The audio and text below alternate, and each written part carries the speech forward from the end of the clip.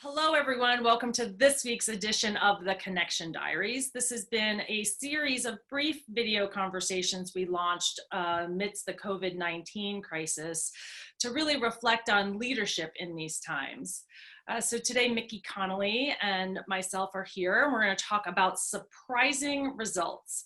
Mick, what had you include surprising results in the vitality imperative? For you, what's the connection between surprising results and vitality? Well, the intention behind surprising results was to crack the code on how you produce bigger benefit with less time, money, and stress. And one of the things that we saw is that when people are surprised by their own accomplishments, that vitality goes up. So surprising achievement was a source of energy. All right. Then the question became, what's the design of surprising achievement? So it's not just a happy accident to celebrate, but it's something we can cause. And that's why we decided to take that on deeply in the vitality imperative. I love that, because I think a lot of us walk around thinking like, oh, I tripped over that happy, surprising result. And we'd like to say, actually, you can design for it to actually ensure that it has a greater likelihood of happening. So what are the 4 things you think are most critical in the design of surprising results? Well, in order, and then we'll say a little bit about it. The first one is, what's the problem? So you want to take on a question we don't have the answer to, that's difficult, perhaps even seems impossible. The second thing is then look at what larger issue does that sit inside of? Because almost always the presenting problem is a symptom of some larger issue.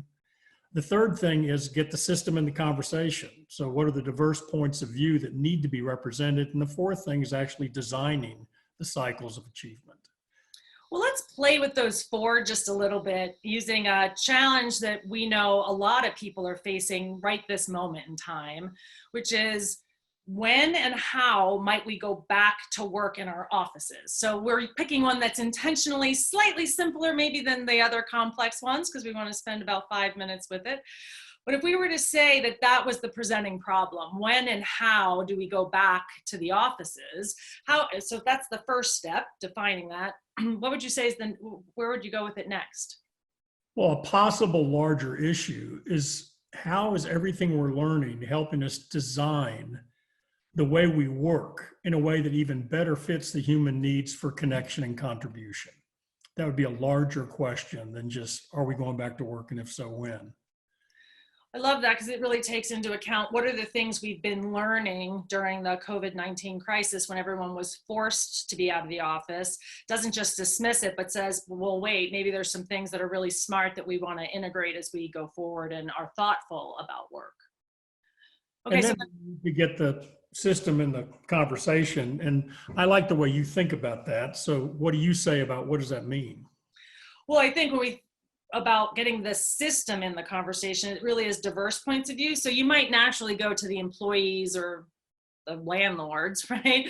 But beyond that, if you're a large employer, what's the impact on the communities that you're in and around, and what might they have to say about it? Or what's the impact on on the families of your employees, and what might they have to say about the different ways we work?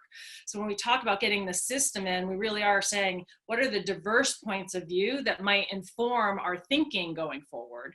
And again, I think it's thinking more broadly than just the immediate folks that you see, because I think the surprise often comes from having those really diverse points of view included in the conversation. Yeah, as you well know, we say differences plus trust equal brilliance. So if you get those people together who trust each other to care about that same big challenge, really extraordinary ideas can emerge. And that leads to getting representatives of that group gathered to design the actual 30 to 90 day short cycles of surprise. And we're going to talk about that in more detail on March 14th when we do a 30-minute version of this conversation. Anything that you want to say about that now, though, Robin? Well, I think the point that we like to make is you can take large projects and cut them down into 30 to 90 day cycles. Often we think about things and say, well, it's a 2-year project.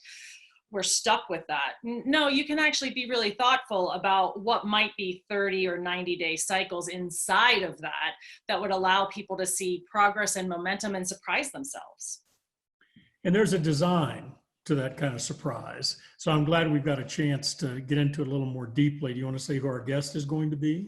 Yeah, on May 14th, we're going to be joined by Jim Reinhardt, CEO of Y-Green, and long-term client and friend of Conversant. So we're really delighted to have him.